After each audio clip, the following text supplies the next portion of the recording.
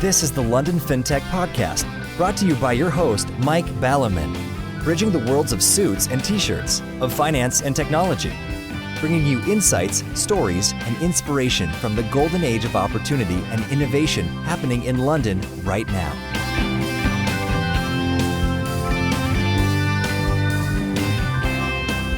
Hi, this is Mike Ballerman, and this is London Fintech Podcast, episode 183, brought to you in association with Smart Pension and the unlistedboard.com. And I'm delighted to be joined today by Simon Jones, Chief Customer Officer at ClearBank, to talk about how to do banking partnerships well. In the early days of fintech, putting its head above the parapet back in something like 2014 in terms of public awareness or mainstream news, the main narrative was about, roughly speaking, how banks were completely rubbish and how fintech was brilliant and would completely replace them. As I pointed out repeatedly until I got bored, this would never happen, as it fundamentally misunderstands the F in FS. F being about money, and money, apart from a tiny amount of paper coins in our pockets, is bits in bank computers. If fintech had destroyed banks, it would have also destroyed FS and its own business. No banks, no money. After a while, Uber hype calmed down. Some fintechs even became banks, most notably Zopa, who invented, quotes unquote, P2P in 2005. And roughly speaking, all fintechs realised that in FS, the model was, is, and always will be, I suspect, compete, cooperate. At which point, it's simply a question for your fintech of how hard can it be to partner with a bank and get the banking services you need? Well, judging by results for some prominent fintechs, pretty hard, and failures can be costly, not just in money, but also brand/reputation terms, which takes much longer to recover for. More generally, the answer is, like most things in FS or life, harder than it appears. Doing this well is a key success factor. Going back to ClearBank, as we heard from its founder, Nick Ogden, back in 2017, ClearBank are the first new UK clearing bank, which, for those not familiar with the term, we can roughly equate to wholesale transaction banking, on the block in the last couple of centuries. Since when, they've only gone from strength to strength, and as such, being the only digital-first UK clearing bank can certainly guide us all on how to do banking partnerships well and how, at times, they are done badly, so we can all avoid that. Plenty to talk about, so let's get on with the show. Good morning, Simon. Thank you for joining me on the show today. Morning, Mike. Really great to be on the show with you today. Yes, and I suspect you're very pleased to have got to the show bit, because you very kindly, I was going to say volunteered, but actually I volunteered you to listen to my diatribe about what's going on in the UK, me having not looked at the news for a couple of weeks and then caught up on the G7 with their public photos, all socially distanced and masked and hazmat suited, and then later all backslapping and giggling amongst themselves as they fly around in pirate jets and don't bother quarantining like the rest of us. And then I'm recording in batches these days, but as we record, yesterday the government said they want 4 more weeks to flatten the curve or flatten the economy or flatten something. Fortunately, you having a large bottle of sort of Valium on your desk, we've moved on from that topic and spared all the listeners my pains. Yeah. So anyway, in terms of life in the UK, even Theresa May pointed out, hellishly more difficult to go on holiday now than it was a year ago. Some people are dribbling very slowly back into the office. So where are you in terms of your location? Are you still just sort of sitting in your study day in, day out, week in, week out, or are you sometimes going for planning to go for a little bit of a sort of holiday or a break, or even back to the, I think office was the word, wasn't it? Office, was that what it was? Yes. No, Mike, we're continuing to be remote first, but I have to say that the G7 offsite, we had one of those ourselves last week as well, and we're planning to do another one next week as well. So we are getting a bit of being able to get together, and it's very welcome, and makes such a difference, working with colleagues in person versus over video. It's amazing what going back to brings back memories. Yes, indeed. And what about holidays? Are you waiting for 5,000 weeks to flatten the curve and then shooting off to sort of Spain or Thailand, or are you going to sort of go to Abergavenny or somewhere? I would love to go to Spain or Thailand. That's very good choices, but I think we've just given up last year, and I've continued to give up so far this year. So a staycation, a holiday in the UK in Devon is what is planned for next month. So I think that's probably the safer option, but can't wait to be able to finally go abroad again. Yes, indeed. Well, I think we can all give thanks that we're in the FS world, where, amongst other things, they're printing lots more Fs in terms of money in the system, and we can extend much empathy to our brothers and sisters in the travel industry and also the hospitality industry, where 25% of UK pubs still haven't opened and won't be opening next week. So it's a very uneven world. So let's put that world to one side and go back into the silo that is FS. So your Chief Customer Officer, when I were a lad, no doubt when you started your career, that didn't exist. So maybe you can tell us a little bit about how your career started and how you've become the Chief Customer Officer and what that phrase, which seems to mean different things in different places, means. I actually started my career as a corporate treasurer on the buying services from banks and being a treasurer of a UK and an American company. Then joined the banking industry actually in Asia Pacific and spent a long time out in Asia building transaction banking businesses with JP Morgan, and I led the region for transaction banking for JP Morgan for many years. That must have involved quite a bit of travelling, actually, because people talk about Asia and wave their hands, but I mean, people I know who live out there and travel around find that it's a hell of a place. I mean, I had a chap that used to work for me who lived in Singapore and he had a gig in Korea. So he used to commute to Korea every week, which is quite a long way. It is, absolutely. It's a very big region, 14 countries as I had as part of the territory. I was based in Singapore for 10 years and then Hong Kong for 5. And you're right, you spend an awful lot of time on a plane, and they're pretty long trips when you go down to New Zealand or Australia, up to Korea and Japan. These are all, 6, 7, 8, 10, 14-hour flights, It is a vast region, but fascinating. And seeing countries like China, from when I first started doing business there, develop to where they are now, was absolutely fascinating. Vietnam, India, to name a few of them, and how fast they've developed. I think China has to be certainly the one that was a standout for me as to how different it was from a very sort of just opening up from communism perspective, from a business perspective, really not being in a Western business world at all, to being highly sophisticated and highly successful in the business world from my last trips there. So absolutely fascinating region. Built businesses fast.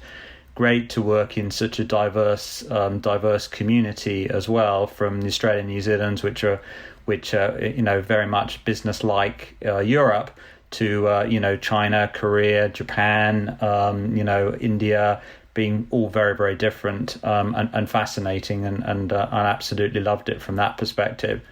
I then returned to the UK.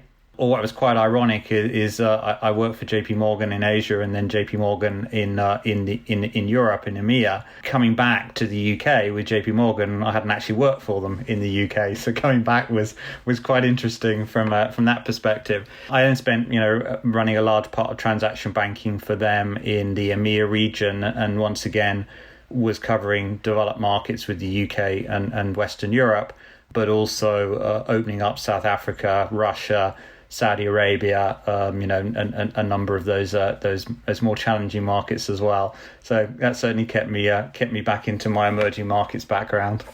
Wow. And so I can see when we were talking before and I was getting through a box of Kleenex as floods of tears over not travelling, why you didn't have a box of Kleenex yourself, because you've done your 5 trillion air miles, and it's quite a holiday for you not to have to go on an aeroplane. Exactly, Mike. It makes a big difference. But after that, I did a lot of work within JP Morgan also around understanding what was happening in fintech. And JP Morgan actually has a large merchant acquiring business which actually services a huge amount of big tech firms in collecting payments, even before fintech was really a word or a concept. So I did a lot of work in the industry, and I saw the huge potential, and decided to go into the world of fintech, and became an advisor and a mentor to a number of companies. I made some of my own investments in those companies as well. And as you say, the rest became history. I then joined ClearBank. Interesting. So maybe there's 2 vocabulary things we can cover. One of the problems with FS, as you know, is it's so siloed, and in my incarnation, especially doing the pod prep calls with people, I think the worst people are trade finance and supply chain financing people, or them in payments. They're they live in such sort of complex vocabularied world, and it makes so much sense to them, and it seems like that they don't get out much in the metaphorical sense in terms of meeting people outside their silo. But you use two phrases which I think it would be quite helpful to explain to the average listener who may be in a different silo. They may be in trade finance and they may sort of wonder what he's talking about, or payments or something like that. So the two phrases are, the first one's quite important, the second one is just the one I mentioned before. Transaction banking, you mentioned transaction banking. So maybe you could explain for the innocent bystander or the poor sod who's listening to this who hasn't actually worked in FS, what transaction banking means, what sort of kind of things it covers in simple layman's terms, as well as the chief customer officer. I mean, is that sort of, a CMO, or how does that work? Very happy to, Mike. So transaction banking, or cash management as it used to be known as well, is really very much the vanilla side of banking, the ability to provide bank accounts for customers, be able to make payments for customers, and really provide the infrastructure that is the foundation to support a financial services product out there in the market. Large banks around the world have become global powerhouses, I would say, in providing cash management and transaction banking and payment services to other financial services companies and corporates and small businesses as well. And in the UK, you have 4 large banks, which are known as clearing banks, that are high street banks as well, that are large transaction banks in their own right in the UK market. And then the UK market is very much also called a clearing bank, is a sort of common UK saying, but it's basically the same thing. So banks that provide the infrastructure, the bank accounts, the link to the payment systems for other financial services firms and corporates and businesses. From a perspective of my role, Chief Customer Officer is certainly a newer term. Chief Commercial Officer is a similar sort of term as well.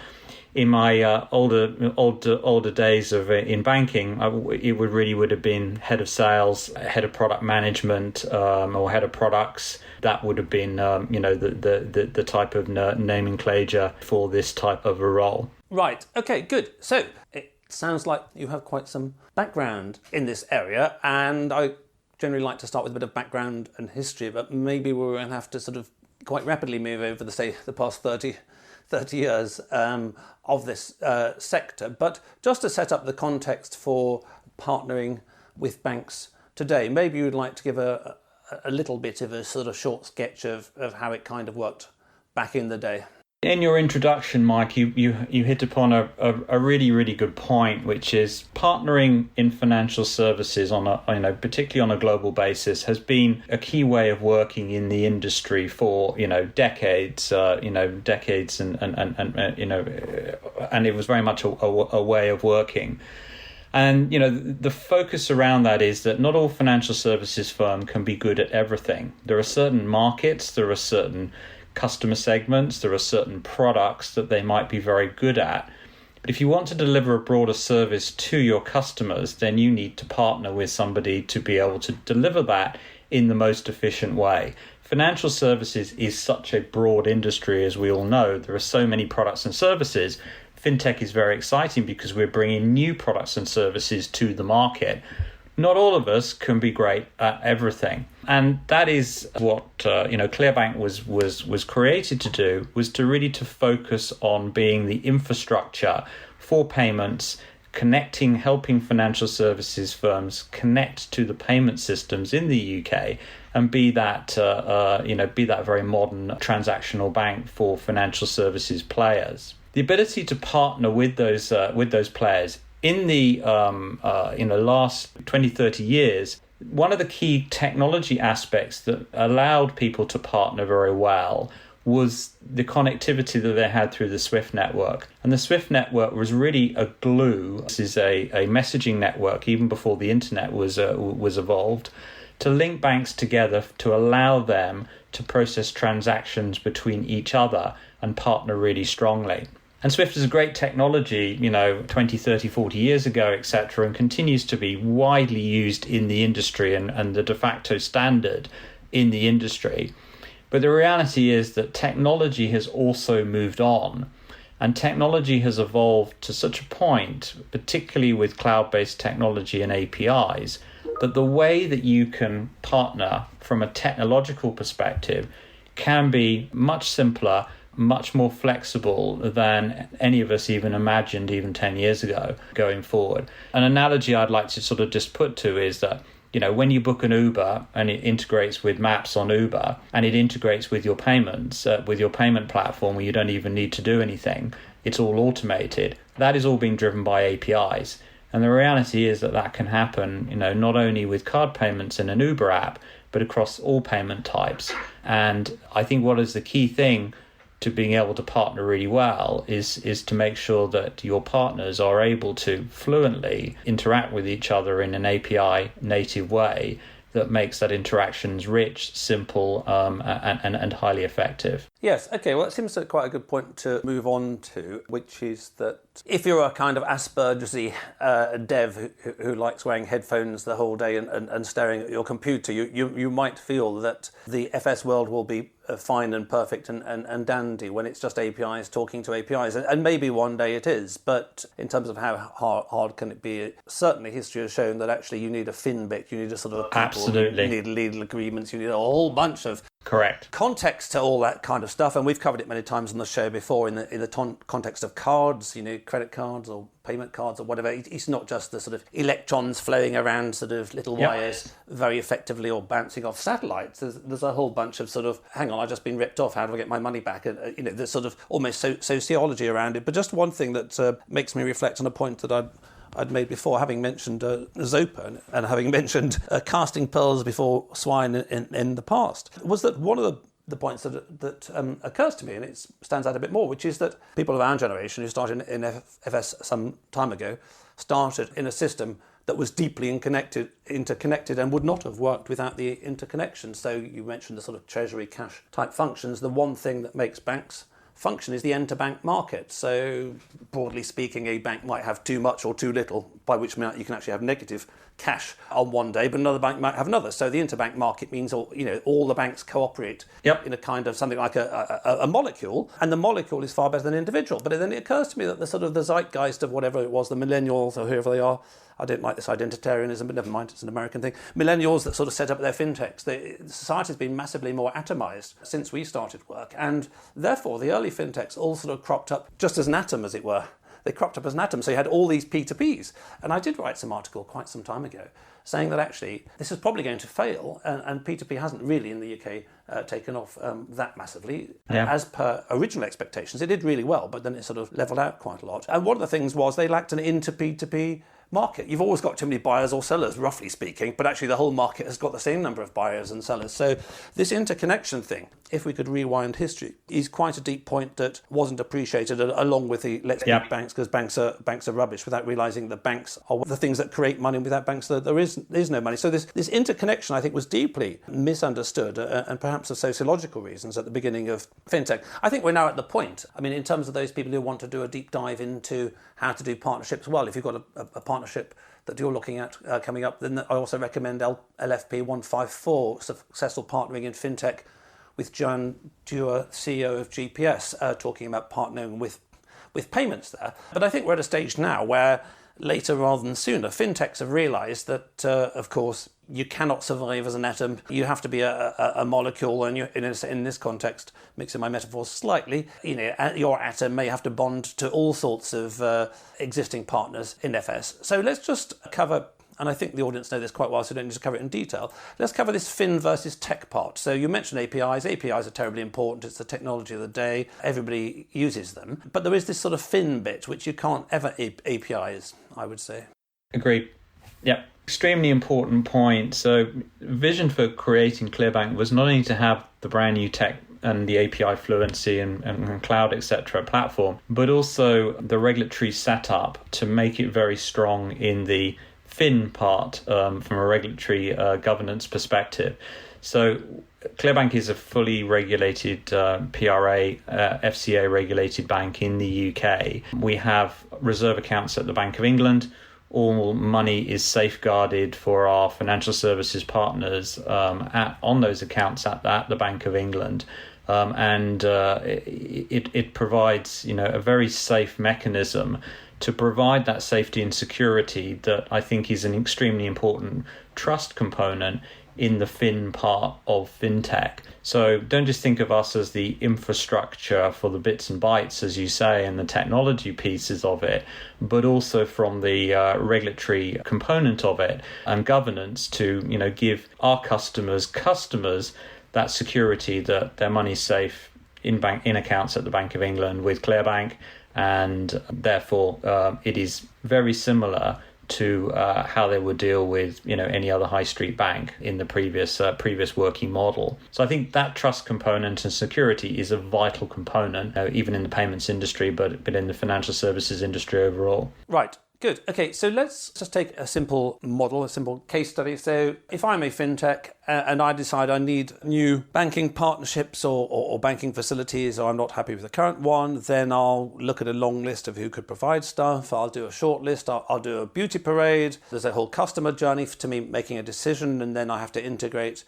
with a new partner. And just following on from that fin and tech part, presumably when I'm beauty parading, shall we say, 3 or 4 potential banking partners, I will be assessing them on the sort of the various dimensions of fin as well as the various dimensions of tech and scoring them. But as you've seen this for quite some time, just using the beauty parade little sketch on the whiteboard, what would you say is the most important lessons that you've learned that you'd like to pass on to fintechs about how they can make that more effective in terms of coming up with the right answer for them? I think a lot of the fin components, the regulatory setup, the risk management for the fintech to go through their governance process is very much done in the traditional, beauty parade RFP type of process where you rank on various different components. But I think you touched upon it a little earlier, Mike, from the technology component, the technology piece of it, getting the technology engineers involved in that beauty parade and understanding how that connectivity can work and what that unlocks for the fintech in being able to create their own products and services, I think is a really important component, and certainly something that in the last 5 years I've become to appreciate. So no longer, for example, are the customers that we are supporting within our partners and our clients, just the treasurer or the chief operating officer, but the chief engineer, the actual engineers and software developers are equally an important influencer and component around that beauty parade. So getting them involved in the process as early as possible. What we see is that when you get those engineers involved early in the process, what everyone thinks you're going to buy a service for becomes, wow, if you can do that, well, I could also do that, and that, which I had not even thought about was possible in my previous business model.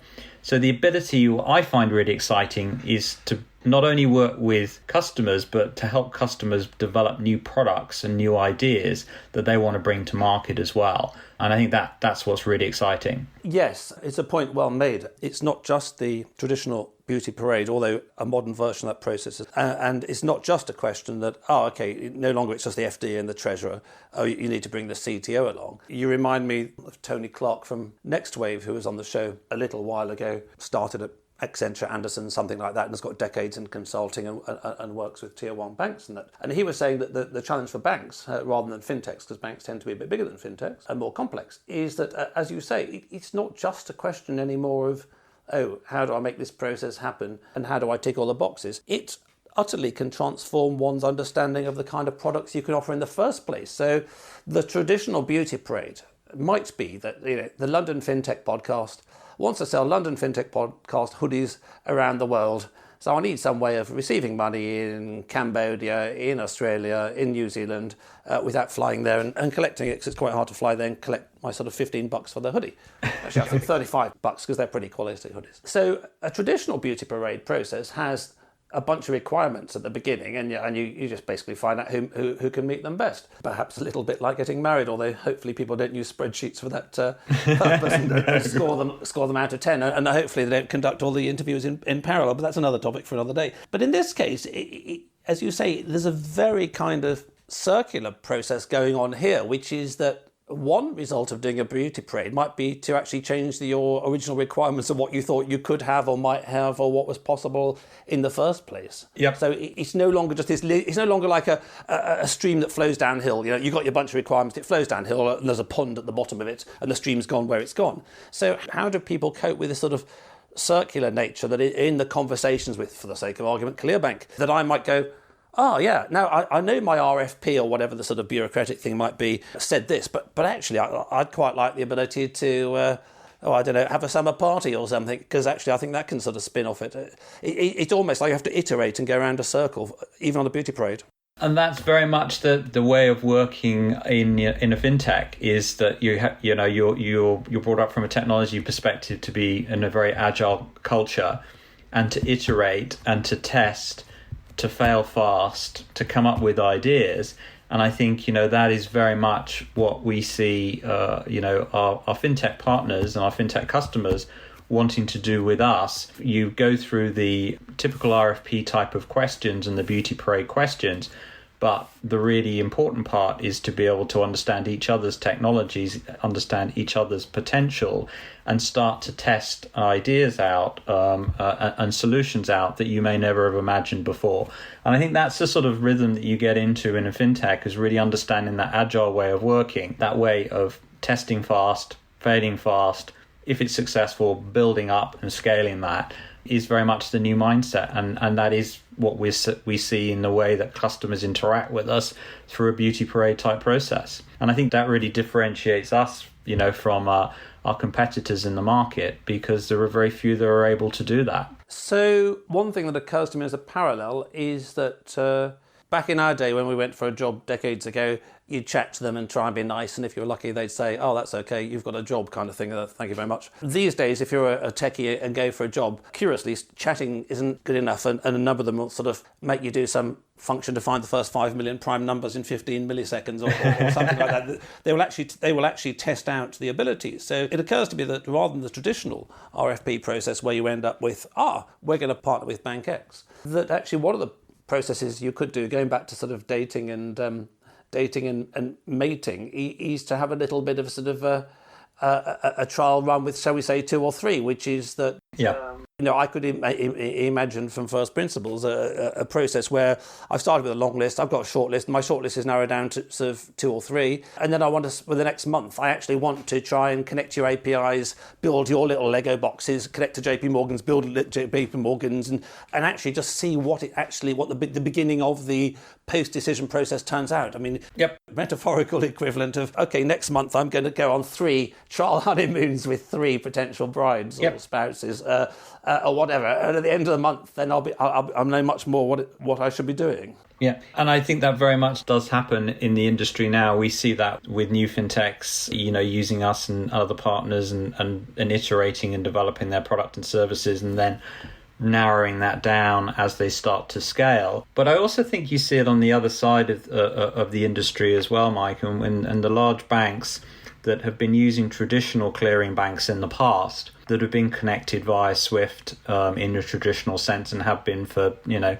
20s, 30 years back over the last that sort of time frame. As they're starting to modernize their technology platforms, they are realizing that they are restricted and limited by those connections to the traditional clearing banks. And what we're starting to see is that they want to, with their new platform that they've implemented themselves, let's say on the cloud, as a core banking platform, that may be launching a new service that is part of the overall bank brand, for example, or financial services brand. But the traditional way of connecting is not going to work in a faster and an API fluent way.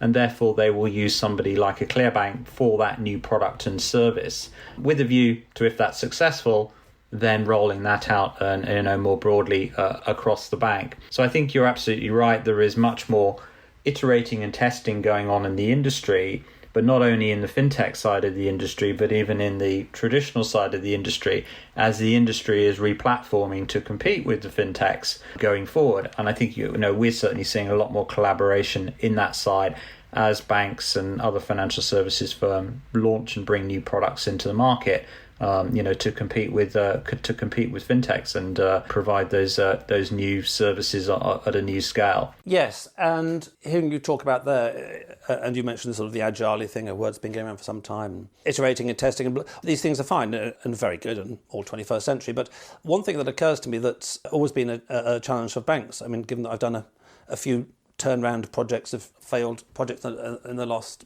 couple of decades in the 21st century. But I've also heard the similar issue in fintechs, which is that all this is good.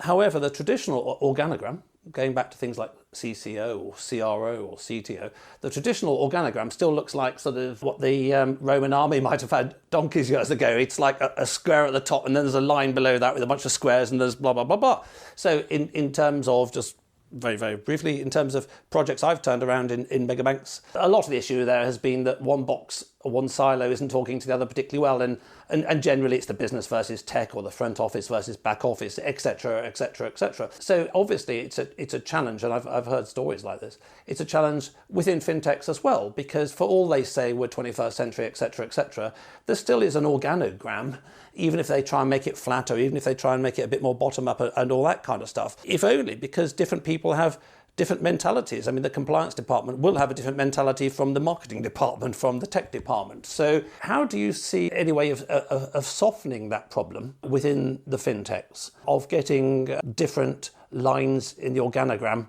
to be less siloed, as it were, and more mutually understanding?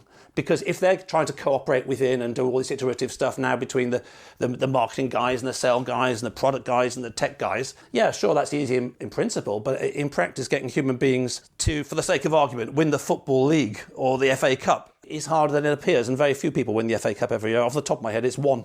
Yeah, it's very difficult, absolutely. When you're a fintech and you start very, very small, where the engineers, the finance team, the sales team, the product team will work extremely closely together, because that might be one or two people.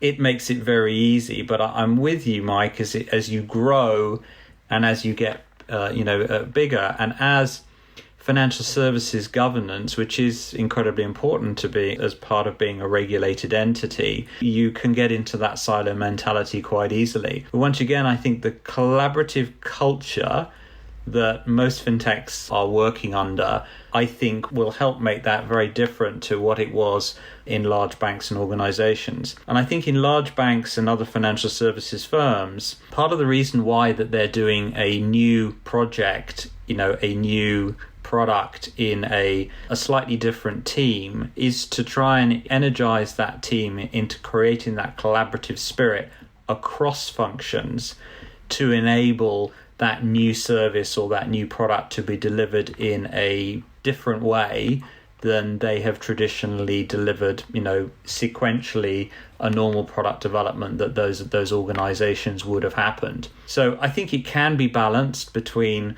the governance aspects, but it is a challenge to not to fall into that trap of the silos that governance will cause, but making sure that the culture in the organization allows that cross-functional collaboration, that cross-functional thinking, that way of working. We talk about things like sprint reviews, we talk about scrum teams. These are very different organizational setups than certainly I was used to in my traditional banking career. And I think that is the way to be able to deliver things quickly, but also, as you rightly say, in the right governance and regulatory context, because we're all heavily regulated financial services companies. Yes, it occurs to me I should do one on management challenges of the 21st century within fintechs. I mean, I agree with everything you say, of course, but I just note the proviso that let's just keep it simple. All these technologies are quotes better. Let's just say that for the sake of argument. All these ways of working are quotes better. Let's say that for the sake of argument. Nothing is 100% black or white, of course. However, but that doesn't really matter, because it's the old question that if a tiger is chasing you, you don't have to outrun the tiger. You just have to outrun your mate next to you. So if all the fintechs are using these modern, better ways of operating, that does not make them better, because they've got to outrun each other.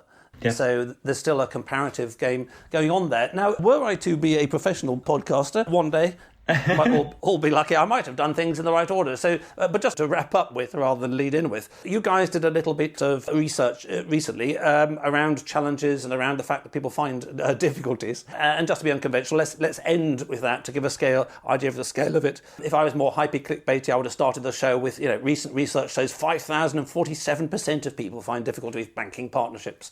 Therefore, listen now. But let's do it the other way around and be British and just end up with, oh yes, and this is actually quite important. And our research shows, and also maybe where our listeners can get your research from. We've done a recent survey across fintechs in the UK and across Europe and asked for their experiences in partnering with clearing and transactional banks to support their businesses.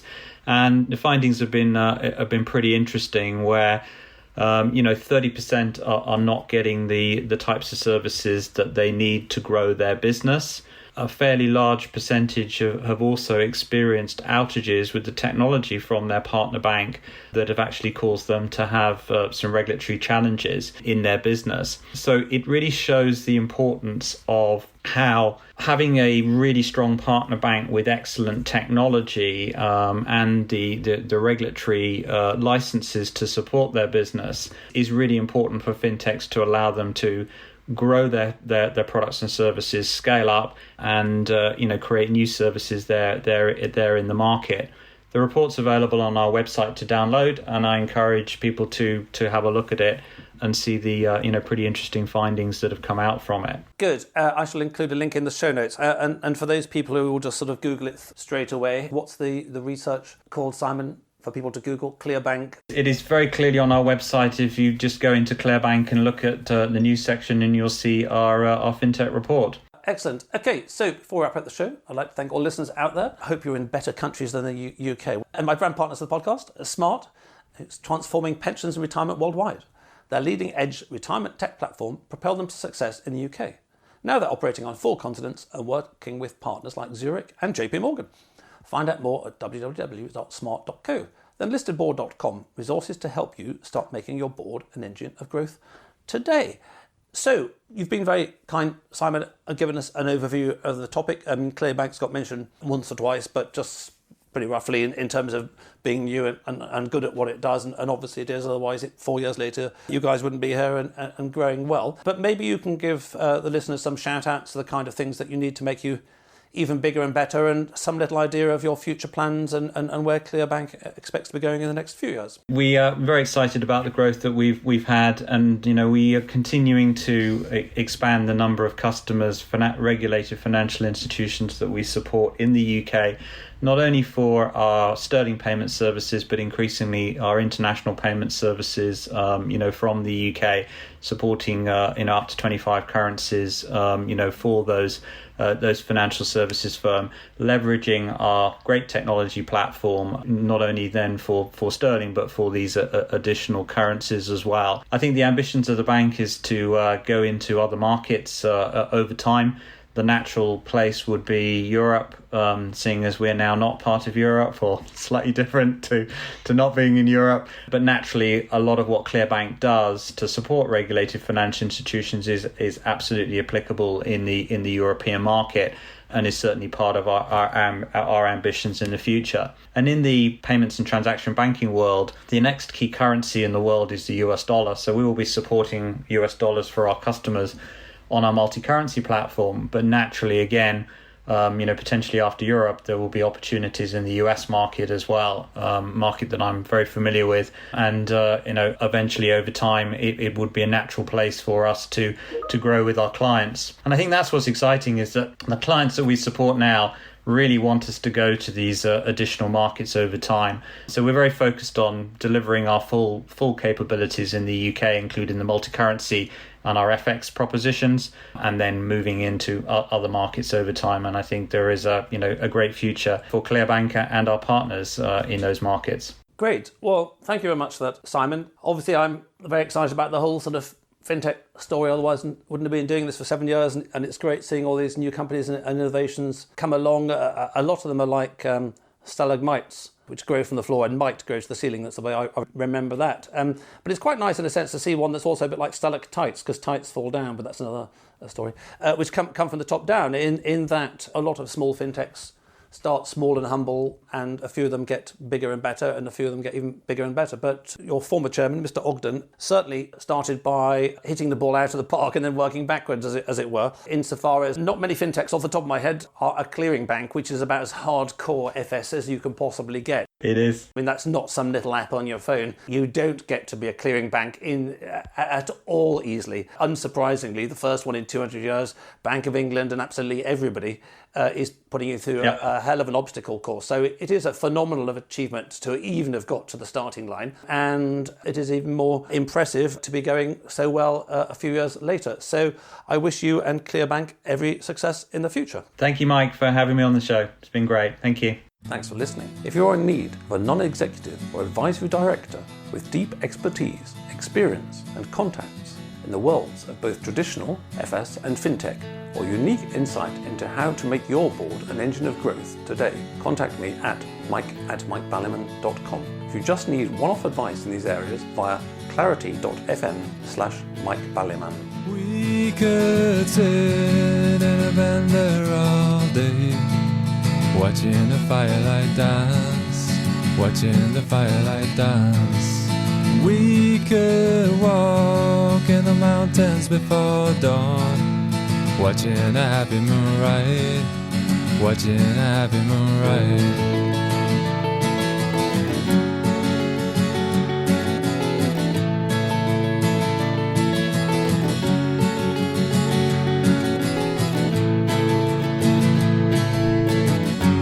Come away from the city, with the tarmac so dead and the people so sad. Come away from the city, with the faces so grey, with the pain of the everyday.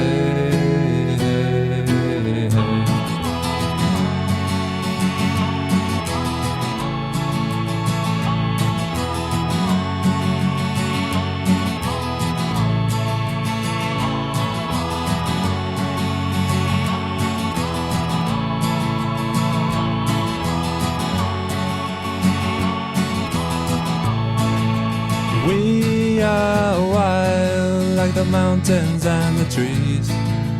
Can you see what I mean? Can you see what I mean? We fit in between the earth and the sky. Kiss the city goodbye, wave the city goodbye, wave the city goodbye. City goodbye. Watch the firelight dance with me. Watch the firelight dance with me. Watch the firelight dance with me. Watch the firelight dance with me. Watch the firelight dance with me. Watch the firelight dance with me. Watch the firelight dance with me. Watch the firelight.